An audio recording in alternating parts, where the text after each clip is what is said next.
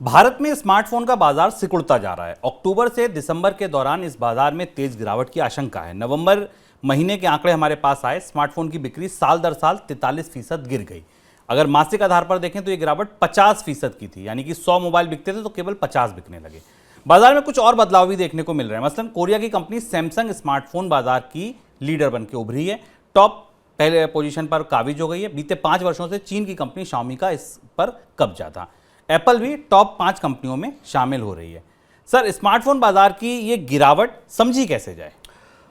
ये बात हम लगातार मनी सेंट्रल में अलग अलग संदर्भों से चर्चा कर रहे हैं और ये आंकड़ा हमारे सामने अभी आया। ये बता रहा है कि अप्रैल से दिसंबर के दौरान नवंबर तक के आंकड़ों में नॉन कोविड पीरियड, यानी कोविड के दौरान जब बाजार बंद थे, लोग खरीदारी नहीं कर रहे थे, उसे छोड़ दिया जाए तो भारत के ताज़ा इतिहास में स्मार्टफोन आने के बाद ये सबसे बड़ी गिरावट है। और मंथली आधार पर तो 50% गिरावट है। जैसा शुभम ने आपको बताया कि यदि सितंबर के महीने में 100 स्मार्टफोन बिके थे तो अक्टूबर के महीने में केवल 50 स्मार्टफोन बिके।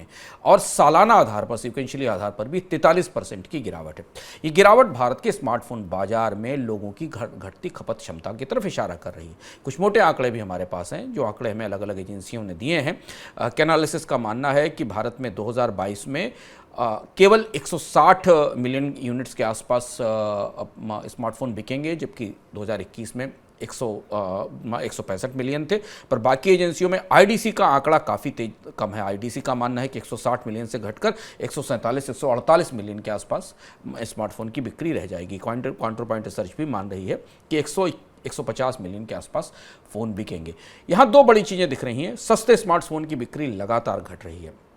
स्मार्टफोन की कीमतें बढ़ने के कारण 2018 से पहले एक स्मार्टफोन जो 8 से 9 हज़ार रुपये में आता था वो 16-17 हज़ार रुपये में आया है और इस वजह से सस्ते स्मार्टफोन की बिक्री घट रही है और इससे बाजार का स्वरूप भी बदल रहा है। ऐसा शुभम ने आपको बताया, क्योंकि महंगे स्मार्टफोन के ग्राहक कम नहीं हुए हैं, एप्पल या सैमसंग के महंगे स्मार्टफोन खरीदने वाले ग्राहक कम नहीं हुए हैं, तो इसलिए बाजार में सैमसंग की हिस्सेदारी लगातार बढ़ रही है।